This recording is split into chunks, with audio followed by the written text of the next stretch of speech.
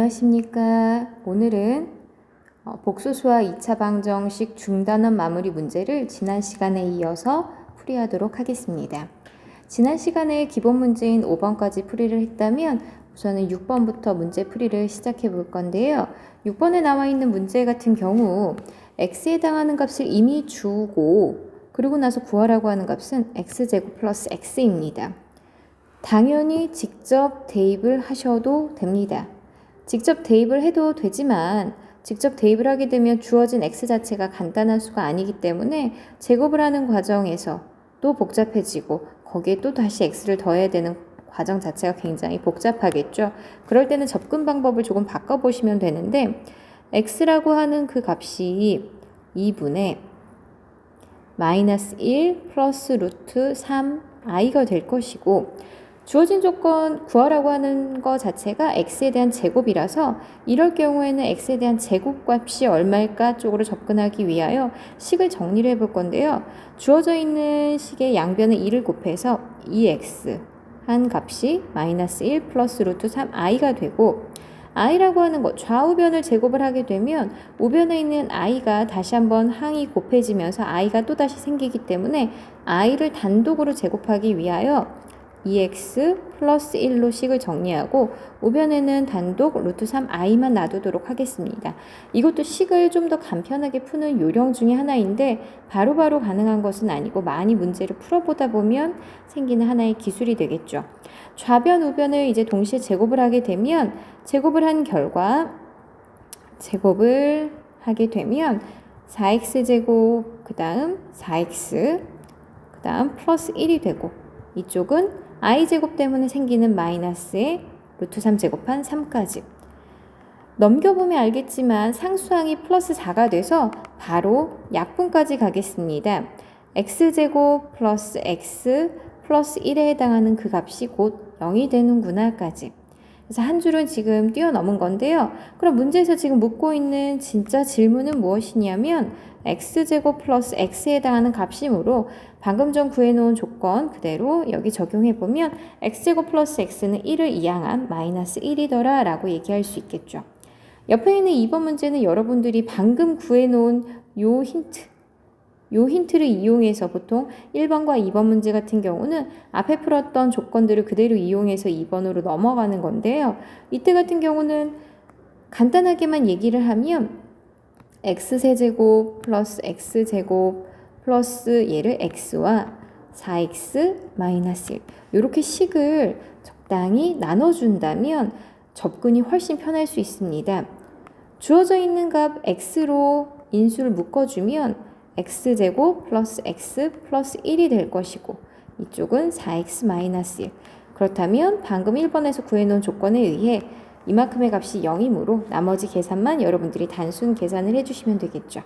그래서 많은 문제들을 풀어보셔야지 된다는 거. 그럼 두 번째 나오는 문제를 한번 보도록 하겠습니다. 오늘의 두 번째 문제는 여러분들 57페이지 문제 7번이 되겠죠. 문제를 봤더니 두 개의 복소수 알파와 베타 값을 주면서 어쩔 수 없이 알파바와 베타바를 알아야만 문제의 계산이 되겠죠. 이 문제는 어려운 응용 문제는 전혀 아니고요. 우선 알파바와 베타바 값부터 계산을 해보도록 하겠습니다.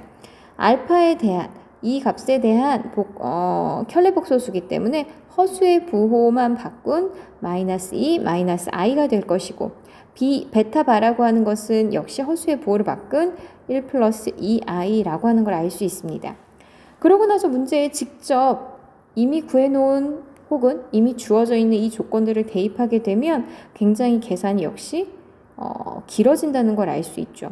그럼 적당한 공통인수로 묶어서 알파의 알파바, 그 다음 알파 베타바, 그 다음 알파바의 베타, 베타의 베타바 주어져 있는 앞에 두 개를 알파로 묶어주게 되면 알파바 플러스 베타바가 되고 뒷부분은 베타로 묶어주게 되면 알파바 그 다음 베타바의 합이 되겠죠.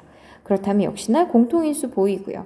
공통인수 알파바 플러스 베타바로 묶게 되면 남아있는 항들 알파 플러스 베타.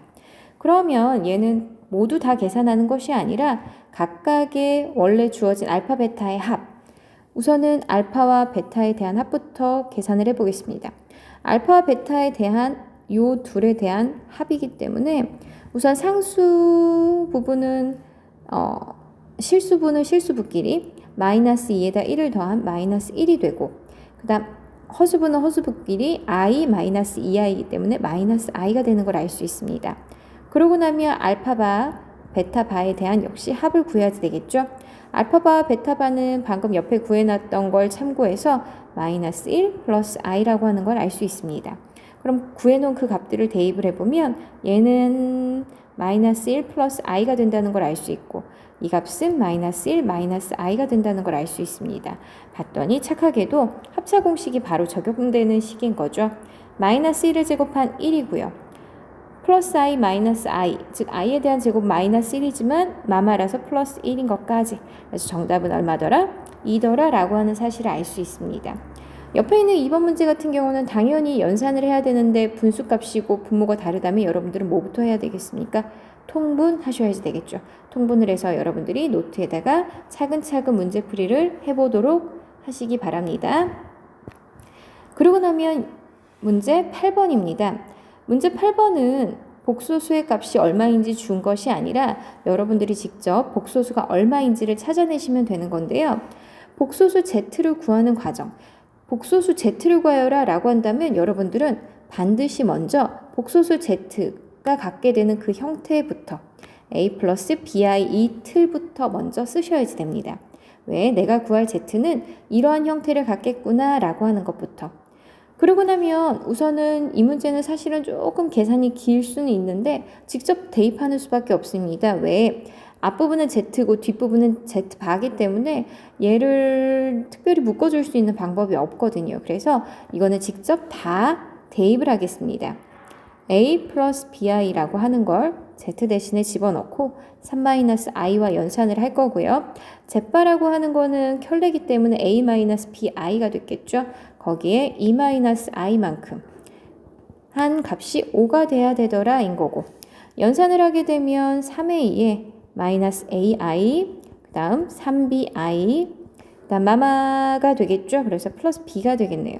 그 다음 2A, 마이너스 AI, 그 다음 마이너스 2BI, 원래 부호는 플러스인 거지만 i가 제곱됨으로 마이너스 b인 것까지를 계산한 결과 5. 계산을 한번 잘 봐보면 어차피 실수부와 허수부를 구분지을 거기 때문에 실수부에 해당하는 4개가 있죠. 하나, 그 다음 둘, 셋, 넷. 이 중에 고맙게도 플러스 b와 마이너스 b는 부호가 다름으로 소거된다는 거 알 수 있고요. 그럼 남아있는 실수부에 해당하는 거 5a 값을 쓰면 되는 거고, 그럼 허수부에 해당하는 거 마이너스 ai 플러스 3bi 마이너스 ai 마이너스 2bi 이렇게 있습니다. 우선 AA가 동일한 마이너스 2AI와 그 다음 BB에 해당하는 3B 빼기 2B를 하니 BI가 되겠죠. 그 값이 5가 되더라 인 거고, 그럼 실수부는 실수부끼리 비교를 해야 되므로 실수부에 해당하는 5A 값이 5가 돼서 우선 첫 번째 A 값이 1이 된다는 사실을 알 수 있습니다. A 대신에 1을 대입을 해보게 되면 여기다 1을 집어넣겠죠. 그러면 마이너스 2i 플러스 bi에 해당하는 이 값은 곧 0. i로 묶고 나면 얘는 마이너스 2 플러스 b가 되므로 이 값이 0이기 위해서는 b 값이 얼마더라? 2더라 라고 하는 것까지. 문제에서는 복소수 z를 구하라고 했기 때문에 항상 a, b 구해놓고 혼자 좋아하지 마시고요. z라고 하는 건 z의 원래 틀대로 a 자리에 1, b 자리에 2 넣어서 1 플러스 2i라고 하는 답을 쓰는 것까지. 혹시나 학교 시험에서 서술형이 나올 때도 역시나 마찬가지 학생들이 굉장히 많이 A, B만 쓰는 경우들이 있는데 그럴 경우에는 답 점수가 감점이 되기 때문에 여러분들 항상 마지막 문제에서 구하라고 하는 게 무엇인지 한 번 더 체크하실 필요가 있습니다. 문제 9번으로 가겠습니다. 이거는 루트 안에 있는 마이너스, 즉 허수를 적당히 잘 연산하여라 라고 하는 문제의 유형인데요. 우리가 허수가 등장을 했었을 땐 루트 안에 있는 마이너스 1을 반드시 우선 i로 꺼내는 작업이 먼저입니다. 처음 나와 있는 이 파트에 마이너스 6, 마이너스 6이 나와 있는 것을 루트 6i 곱하기 루트 6i로 꺼내시고요. 그리고 얘는 루트 8에 곱하기 루트 8i가 되겠죠. 그리고 역시나 분모에 나와 있는 것도 루트 4i 그리고 위에 분자는 그대로 루트 16. 이만큼을 연산한 결과가 a 플러스 bi가 되더라 라고 했으므로 당연히 암산하셔도 되는데요. 한 줄 더 쓰고 정확히 맞는 게 낫지 한 줄 띄어쓰고 암산하고 틀리는 것보다는 훨씬 낫습니다. 그러니까 문제를 풀 땐 아무리 쉬워 보인다 하더라도 꼼꼼하게 씩 쓰는 연습. 그럼 그 다음 연산을 해보면 루트 6 곱하기 루트 6을 하게 되면 6이지만 i 역시 제곱됨으로 마이너스 6이 된다는 사실을 알 수 있고 그 다음 거는 봤더니 루트 8 곱하기 루트 8을 하게 되면 8이고 i는 단독으로 있어서 그냥 8i라고 쓰면 되겠죠.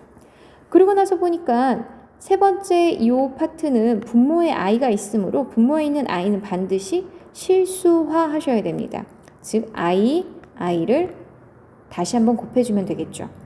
그럼 분모 같은 경우는 지금 주어진 값이 2로 나오면서 요거는 쓸 필요가 없겠네요. 마이너스 2가 될 것이고 그럼 전체 부호가 바뀌었겠죠.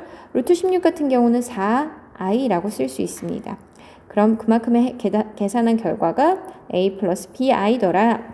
그럼 다시 한번 연산을 해보면 좌변에 있는 실수분은 마이너스 6밖에 없으니까 쓰면 되는 거고요. 그 다음 허수부에 해당하는 부분은 약분한 결과 2가 되기 때문에 얘는 총 6i가 되겠죠. 그 값이 a 플러스 bi와 같기 위해서는 우선 첫 번째 a 값이 마이너스 6인 거 알 수 있고 역시 b 역시 6이더라. 역시 문제를 봤더니 문제에서 a, b를 구하라고 하는 것이 아니라 문제에서 찾으라고 하는 것은 b-a이므로 b 대신에 6, 마이너스에 마이너스 6. 그래서 정답은 얼마? 12라고 하는 정답을 쓰면 되는 겁니다. 그래서 이러한 계산 문제는 사실 어려운 문제라고 할 수는 없습니다. 단 학생들이 굉장히 실수를 많이 할 수 있는 문제이기 때문에 여러분들이 실수 없이 연습만 조금 더 하신다면 충분히 해결할 수 있을 거라고 믿습니다. 그러고 나면 57페이지의 마지막 문제인 문제 10번입니다. 이 문제 역시도 문제 많이들 볼 수 있는 유형 중에 하나인데요. 2차 방정식을 주고 서로 다른 두 실근을 갖도록 정수 K의 최소값을 구하라고 합니다. 서로 다른 두 실근을 근으로 갖더라 라고 하면 근이 서로 다른 두 실근인지 중근인지 허근인지 이것을 판별할 수 있는 판별식 D를 떠올리시면 되고요. 판별식 D라고 한다면 B제곱 마이너스 4AC라고 하는 건 정말 자다가도 벌떡벌떡 일어나서 할 수 있는 그 정도로 공부를 하셔야지만 됩니다. 그러고 나서 이 문제를 지금 잘 봐보면 역시나 B자리에 있는 값이 마이너스 2K가 됐죠. 매번 판별식이 B제곱 마이너스 4AC라고 쓰는 것도 좋지만 오늘은 짝수 공식도 좀 얘기를 해드리도록 하겠습니다. 주어진 판별식에 대한 짝수 공식은 B'에 대한 제곱 마이너스 AC가 되고 여기서의 B'이라고 하는 건 B에 대한 절반값이더라 라고 하는 거. 그래서 이번에는 문제에서는 짝수 공식을 이용해서 한번 접근을 해볼 건데요. 짝수 공식을 써서 판별식을 해보게 되면 B'이기 때문에 주어진 값을 2로 나누고 나면 마이너스 K B'에 대한 제곱 마이너스 A 그 다음 C자리에 K제곱 마이너스 K 플러스 3입니다. 주어진 식을 다시 한번 전개하면 K제곱에 마이너스 K제곱 마마라서 플러스 K 그 다음 마이너스 3이 되고 다시 한번 식을 정리하게 되면 K 마이너스 3이 남는다는 걸 알 수 있습니다. 그러면 이 판별식에 해당하는 결과가 서로 다른 두 실근을 가져야지 되므로 K 마이너스 3이라고 하는 값이 반드시 0보다 커야 되는구나. 그러면 K는 우선 3보다 크다라고 하는 조건을 찾을 수 있고요. 문제에서 원하는 것은 K의 범위를 원하는 것이 아니라 K가 될 수 있는 정수 중 최소값을 원하므로 3보다 큰 최소값의 정수값은 즉 4더라 인 걸 알 수 있는 거죠. 그래서 항상 문제에서 마지막 묻고 있는 게 무엇인지 다시 한번 꼭 확인하는 습관 굉장히 중요합니다. 그럼 뒷페이지로 넘어가서 페이지 58페이지의 문제 11번을 한번 볼 건데요. 문제 11번을 보시면 2차 방정식 등장, 두근 알파 베타라고 하는 거 등장. 그러면 사실 당연히 뒤로 넘어가서 바로 읽어도 되지만 두근 알파 베타라고 하는 말이 나오면 여러분들은 본능적으로 두근의 합, 두근의 곱 이쪽으로 접근하지 않을까라고 하는 생각을 하셔야 되겠죠. 두근이 등장을 했으면서 또 다른 2차 방정식을 주고 이 2차 방정식은 알파 플러스 베타가 한 근, 알파 베타가 두 번째 근. 그래서 방금 전 첫 번째 방정식의 두 근의 합과 곱을 각각의 근으로 갖더라 라고 합니다. 그러면 첫 번째 문제에서 x제곱 마이너스 3x 플러스 a 이퀄 0이라고 하는 이 2차 방정식의 두 근이 알파 베타이니 알파 플러스 베타 값은 마이너스 1분의 마이너스 3이라 3이라고 하는 거. 그럼 두 근의 곱은 a분의 c이므로 1분의 a라서 a라고 이렇게 정리할 수 있고요. 그럼 두 번째 방정식을 다시 한번 보게 되면 x제곱 플러스 x 플러스 b 이퀄 0인데 이번에도 역시나 2차 방정식이 등장을 했고 두 근의 합, 두 근의 곱을 이용할 겁니다. 첫 번째 한 근은 알파 플러스 베타 자체가 한 근이고 또 다른 한 근은 알파 베타라고 하는 걸 알 수 있죠. 그러면 이 값은 방금 전 구해놓은 이 힌트를 그대로 이용할 겁니다. 알파 플러스 베타 즉 두 근의 합에 해당하는 3과 a 이렇게 써줄 수 있는 거고요. 그럼 주어진 2차 방정식 두 번째 방정식의 두 근의 곱이라고 하는 건 알파 플러스 베타와 알파 베타를 곱하기 해주시면 되겠죠. 알파 플러스 베타는 3이고 거기에 곱하기 a. 그러면 이제 원래 방정식과 비교하시면 됩니다. 두 근의 합에 해당하는 3 플러스 a라고 하는 건 방정식 자체에 2창 앞에 있는 개수 마이너스 1분의 그 다음 마이너스 a분의 b이므로 이렇게 마이너스 1이 된다는 사실을 알 수 있고 그렇다면 a 값은 마이너스 4구나 라고 하는 거. 그리고 나서 다시 a 값을 여기다 마이너스 4를 대입했더니 마이너스 12인데 b의 위치를 보면 되겠죠. b의 위치를 봤더니 얘는 두 근의 곱자리, 두 근의 곱에 해당하는 1분의 b, 즉 b 값은 곧 마이너스 12구나 라고 하는 걸로.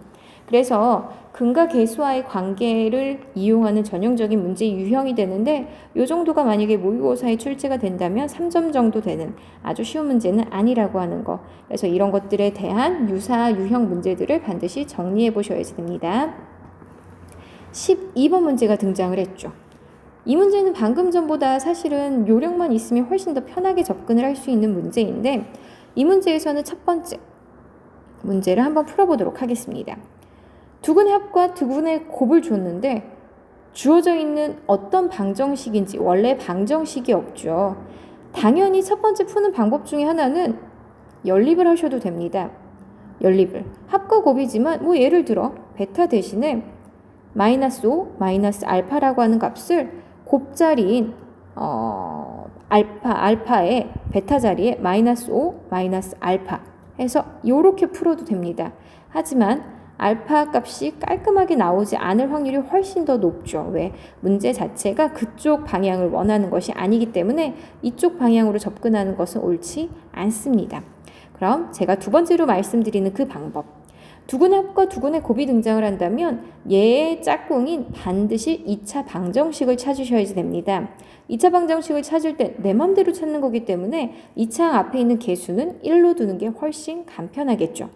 2창 앞에 있는 개수를 1로 둔다면 x제곱에 두 근의 합 앞에는 마이너스를 붙인 플러스 5x가 될 것이고 두 근의 곱은 부호 변함없이 그대로 5 대입 가능하다고 말씀드렸습니다.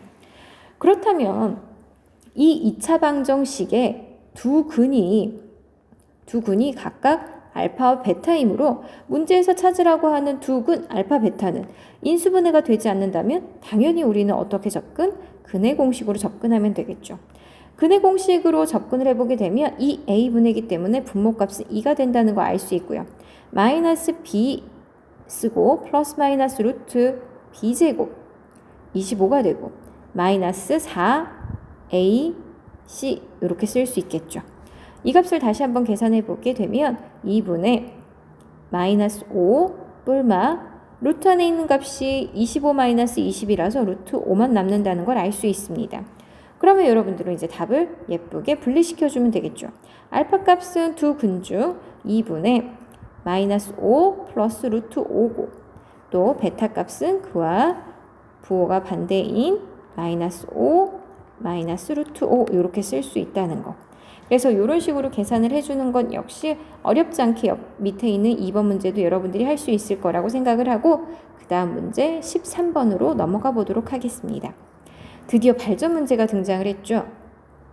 발전 문제라고 하는 건 그래도 한 번쯤은 더 생각해 봐야 되는 대표적 유형 중에 하나입니다. 문제에서 z값을 줬어요. z라고 하는 건 루트 2분의 1 플러스 i인데 그 다음 나와 있는, 즉 내가 구해야 되는 질문을 잘 봐보시면 z제곱, z4제곱, z6제곱부터 z10제곱까지 즉 제곱, 즉 지수 자체가 짝수로 더하기 2씩 된다는 걸 볼 수 있죠. 그렇다면 우리는 접근 자체가 z제곱이 뭘까부터 의문을 가지셔야 됩니다.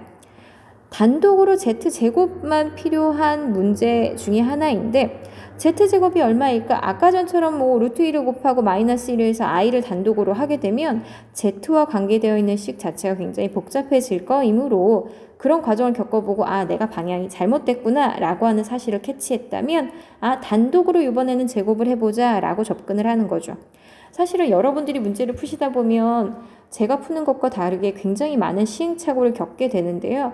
그 시행착오 역시 공부의 한 과정이므로 그렇다고 해서 본인 스스로 실망하거나 그럴 필요는 전혀 없다는 거. 그럼 단독으로 z를 제곱하게 되면 분모를 제곱한 값 2가 되고요. 위에 분자값은 완전 제곱식이 되겠죠. 완전 제곱식 그냥 바로 가겠습니다. 1 플러스 2i에 i를 제곱한 마이너스 1까지. 그러면 감사하게도 플러스 1, 마이너스 1 소거된다는 사실 알 수 있고요. 그러고 나서 남아있는 값을 보니 2분의 2i라서 z제곱 값이 i구나 라고 하는 걸 알 수 있습니다. 그렇다면 이제부터는 사실 i라고 하는 이 허수가 갖는 규칙성만 여러분들이 정확히 알고 가시면 되는 건데요. z제곱이 i라면 주어진 식에다가 한번 대입해 보겠습니다. z제곱, 그 다음은 얘는 z제곱의 제곱. 여러분들이 나중 가면 바로 쓸 수 있죠. z제곱의 세제곱, z제곱의 4제곱, 그 다음 z제곱의 5제곱까지 여기다가 주어져 있는 z값을 대입을 해보게 되면 얘는 i가 될 것이고 z제곱이 i니까요.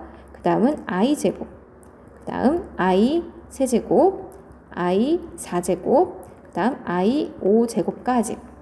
i라고 하는 거는 그냥 단독 i, 더 이상 식 변형 안 되죠. 하지만 i를 제곱하게 되면 뭐가 된다고? 마이너스 1이 된다고 배웠고요.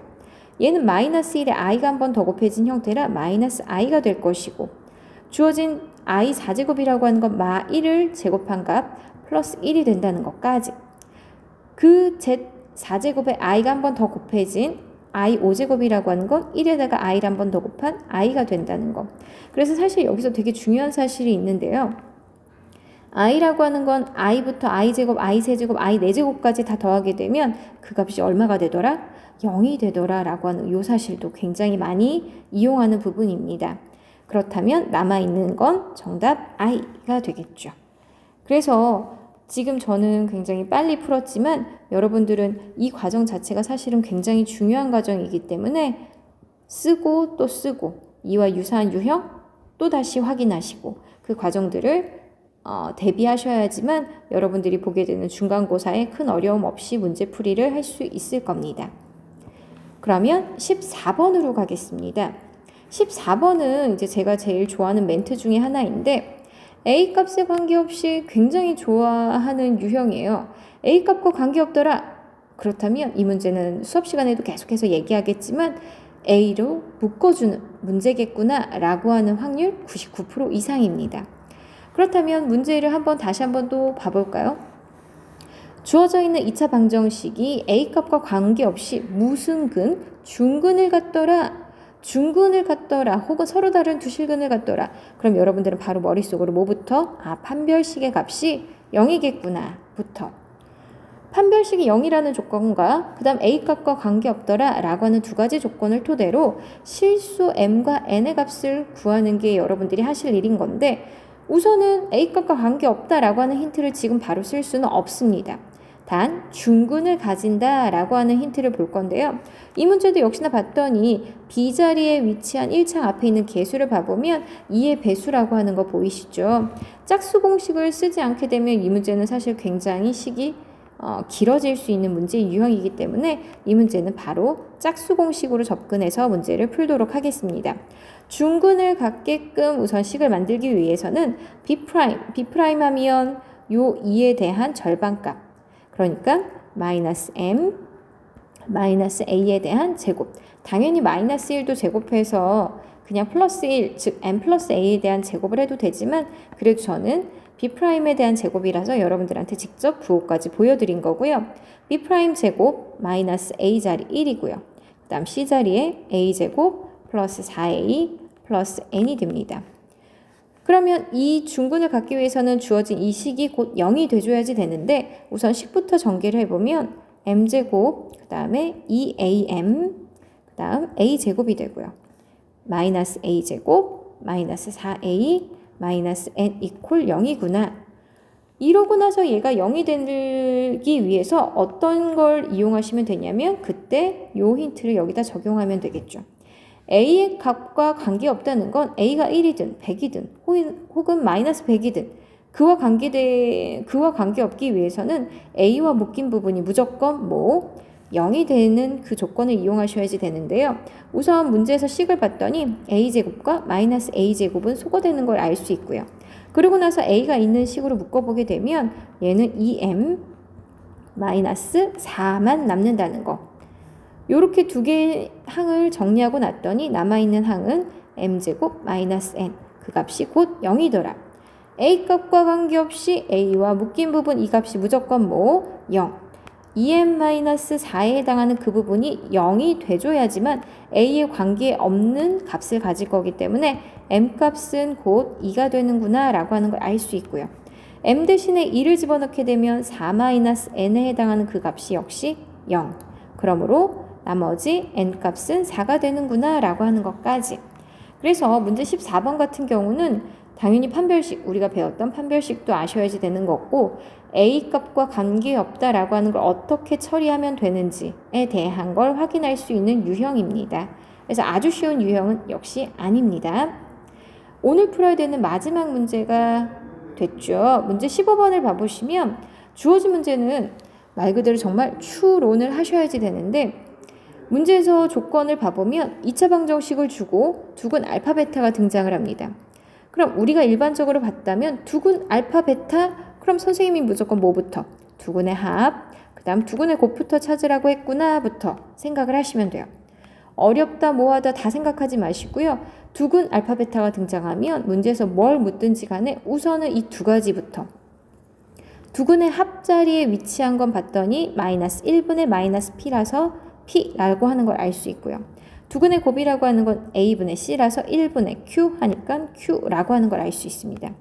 두 가지 조건을 내가 알아냈다면 그 다음 문제에서 주어진 조건을 또 보면 되겠죠.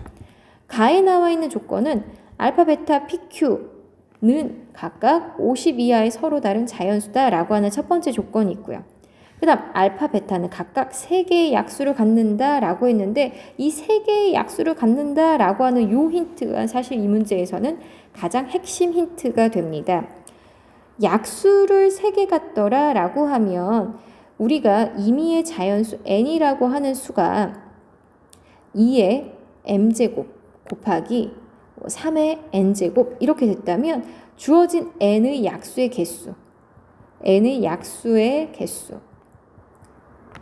개수는 어떻게 구했었나요? 지수에 각각 플러스 1씩을 해서 n 플러스 1과 n 플러스 1을 했었거든요. 한마디로 약수의 개수라고 하는 건 어떤 두 정수의 곱으로 나와 있는데 약수의 개수가 각각 3개라고 하는 건 3이라고 하는 게 어떤 곱? 1 곱하기 3 이외에 또 다른 정수의 곱이 존재하지 않는다는 거. 그렇다면 원래 주어진 소수 위에 있는 지수에 플러스 1씩을 하는데 플러스 1은 원래 값 자체가 존재하지 않겠죠. 이거를 고민하실 필요는 없고요. 여러분들은 이 3만 주목하시면 되겠죠. 플러스 1을 해서 3이 됐기 때문에 원래 주어진 알파와 베타는 각각 어떤 자연수 a에 대한 제곱, 그 그다음 B에 대한 제곱이 되겠구나 라고 하는 사실. 한마디로 거듭 제곱수가 되는 거겠죠. 거듭 제곱수가 되는데 이 A와 B라고 하는 건 각각 A와 B는 반드시 소수여야 된다는 사실이 깔려 있겠죠. 그럼 알파와 베타가 될 수 있는 후보들을 보면 소수의 제곱들이 돼줘야지 되기 때문에 2에 대한 제곱 4, 3에 대한 제곱값 9, 그 다음 4는 소수가 아니므로 하면 안 되는 거고요. 5에 대한 제곱값 25, 그 다음 소수에 해당하는 거 7이 되겠죠. 7에 대한 제곱값 49까지. 그 이후는 할 필요가 없겠죠. 왜? 단독으로 알파와 베타가 50보다도 작아야지 되므로 우선은 고려해야 되는 소수들은 4개가 나왔습니다.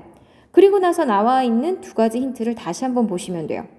알파와 베타 값은 이 4개 중 하나씩이 될 건데 그 둘의 합에 해당하는 P와 P 값도 50 이하여야 하고 그 둘의 곱에 해당하는 이 Q 값도 50 이하여야 하므로 우리는 알파와 베타가 무엇밖에 될 수 없다는 거. 알파가 얼마, 베타가 얼마인지 각각의 값은 알 수 없지만 알파와 베타의 값은 얘네들로 구성되어 있겠구나 라고 하는 사실은 확실하게 알 수 있는 거죠.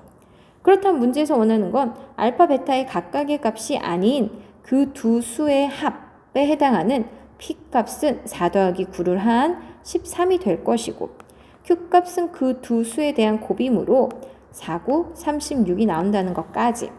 그래서 실질적으로 이 문제 같은 경우는 아주 쉽지 않습니다. 지금 전체 중단원 마무리 문제 총 15개 중에 아마 가장 오답률이 높지 않을까라고 생각이 되고요. 이러한 문제 유형까지 여러분들이 이제 곧 다가올 중간고사를 대비한다면 이보다도 조금 더 나아가 공부를 하시기 바랍니다.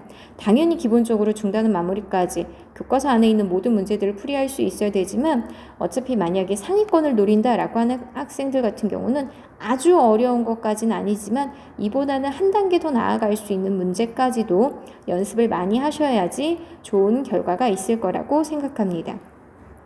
오늘 수업도 짧다면 짧고 길다면 길 수 있는 수업이었는데요. 열심히 들어주셔서 감사하고 이 수업이 끝나고 나서 이와 유사한 문제들을 통해 반드시 복습을 하기 바랍니다. 수고하셨습니다.